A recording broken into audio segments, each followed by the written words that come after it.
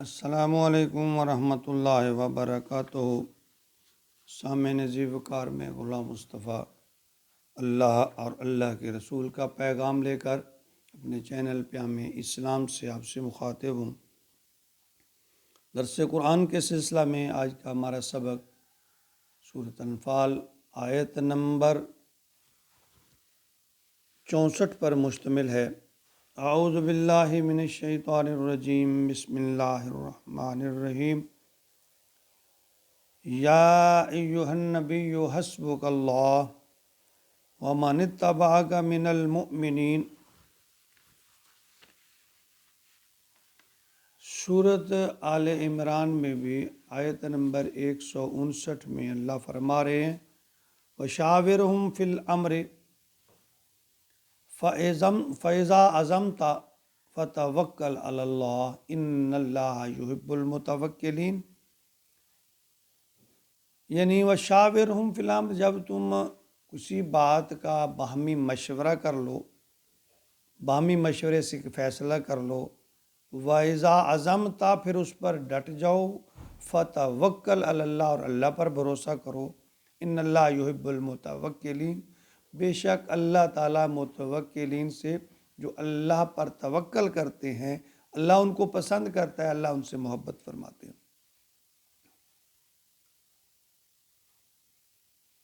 اللہ کی ذات ایسی اعلیٰ ظرف ذات ہے کہ اگر اس پر بھروسہ کیا جائے تو وہ کسی کو مایوس نہیں کرتی۔ اور اس آیت میں بھی اللہ اپنے محبوب سے فرما رہے ہیں کہ آپ نے غم نہیں کرنا، آپ کے لیے اللہ کافی ہے، اللہ آپ کی ہر ضرورت میں کفایت کرے گا۔ فرمایا یا ایھا النبی، اے میرے پیارے محبوب، اے میرے پیارے نبی، حسبک اللہ، اللہ کافی ہے تمہارے لیے، ومن اتبعک من المؤمنین، اور جو تیری پیروی کرنے والے ہیں یا ایمان لائے ہیں تجھ پر، ان کے لیے ہے۔ ویسے تو یہ آیت غزوہ بدر کے موقع پر نازل ہوئی، مگر اس کا مفہوم یہی ہے کہ اللہ اپنے انبیاء اور رسل اور نیک لوگ ان کی کفایت فرماتے ہیں، اور کفار کے مقابلہ میں بظاہر ہر طرح سے کمزور، تعداد میں کم، حربی قوت یعنی جنگی صلاحیتیں یا ساز و سامان کم بھی ہو یا حالات سازگار نہ بھی ہوں، پھر بھی اللہ تعالیٰ بتانا چاہ رہے ہیں کہ اس کارخانہ قدرت کا خالق، جس نے یہ سارا نظام تخلیق فرمایا، وہ اس کی بے پایاں طاقت کے سامنے سب کمزور ہیں، ہیچ ہیں۔ اور اس آیت میں اللہ کی کفایت اور نصرت کے دو مطلب علماء کرام بیان فرماتے ہیں۔ ایک سادہ سی بات تو یہ ہے کہ اس کا مفہوم یہ ہے کہ اللہ کافی ہے آپ کے لیے اور مومنین کے لیے جو آپ پر ایمان لائیں یا آپ کی پیروی کرتے ہیں۔ اور دوسرا مفہوم اس میں یہ بھی لیا جاتا ہے کہ آپ کی جماعت، آپ کے جان نثار، اگرچہ وہ تھوڑی تعداد میں ہیں، چونکہ ان کے اندر اخلاص ہے اور یہ تھوڑے ہونے کے باوجود بھی کافی ہیں۔ اور اس بات کی تشریح جو ہے اگلی جو ملحق یا متصل جو آیات ہیں، آیت نمبر 66 اور 67، 65 اور 66، ان میں اس کا بھی بیان آتا ہے کہ فرمایا وَإِن يَكُن مِّنكُمْ أَلْفٌ يَغْلِبُوا أَلْفَيْنِ بِإِذْنِ اللَّهِ، اگر تم میں 1000 ہوں گے تو وہ 2000 پر غالب آ جائیں گے، بِإِذْنِ اللَّهِ، اللہ کے حکم سے۔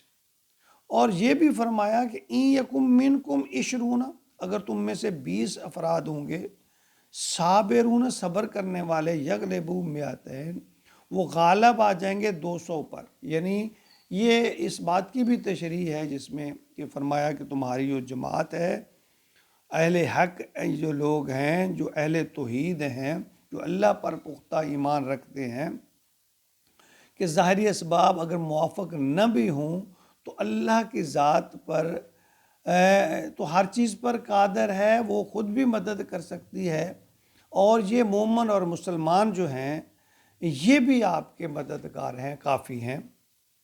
دیکھیں، بظاہر حالات کا جہاں تذکرہ ہے تو تاریخ یہ بتاتی ہے کہ یوسف کے بھائیوں نے حسد میں آ کر ان کو کنویں میں ڈالا، ان کا بظاہر کام تمام کر دیا۔ پھر وقت آیا کہ یوسف بادشاہ بنا، اور یہی بھائی اس کے دربار میں سائل بن کر کھڑے۔ شداد نے اللہ کے مقابلہ میں جنت تو بنا لی، مگر داخلہ نصیب نہیں ہوا۔ عین دروازے پر اسرائیل یعنی فرشتہ اجل آ گیا اور اس کی روح قبض کر لی۔ فرعون اسی پانی میں غرق ہوا جس پانی نے موسیٰ کے لیے پل کا کام کیا، جس میں بنی اسرائیل کا لشکر، موسیٰ علیہ السلام، دوسرے لوگ سب بحفاظت نکل گئے۔ اسی پانی میں فرعون غرق ہو گیا۔ ابو جہل قریش کا سردار تھا، بڑا گھمنڈ تھا، بڑی طاقت تھی، بڑا چلاک ہوشیار تھا، لیکن دو ننھے منھے بچے معوذ اور معاذ کے ہاتھوں ہلاکت کو پہنچا۔ یعنی اللہ فرماتے ہیں کہ فرعون نے اپنے تخت کو بچانے کے لیے ہزاروں نہیں لاکھوں اسرائیلی بچوں کو ہلاک کیا، مگر سلطنت کا خاتمہ کرنے والا موسیٰ، اللہ نے اس کے گھر، اس کے محل میں، اس کی بیوی کی گود میں اس کو پروان چڑھایا۔ پوری قوم مل کر حضرت ابراہیم علیہ السلام کو چلانا چاہتی تھی، لاکھوں من ایندھن تھا، لیکن وہ آگ، وہ ایندھن، ان کی کوشش ابراہیم کے ایک بال کو نہ جلا سکی۔ تو یاد رکھیے، اللہ کی کفایت اور نصرت ہر چیز پر حاوی ہے۔ اللہ جس کی کفایت فرماتے ہیں، بظاہر اسباب پھر کسی کام کے نہیں ہوتے۔ اللہ ہمیں اپنے اوپر توکل کرنا نصیب فرمائے۔ جب کوئی مومن بندہ اللہ پر توکل کرتا ہے تو اللہ اسے مایوس نہیں کرتا، کیونکہ اللہ احکم الحاکمین بھی ہے، رحیم بھی ہے، مسبب الاسباب بھی ہے، طاقتور بھی ہیں، حکمت والے بھی ہیں۔ اللہ تعالی ہمیں مکمل اخلاص کے ساتھ اپنی ذات پر توکل کی توفیق عطا فرمائے۔ آمین یا رب العالمین۔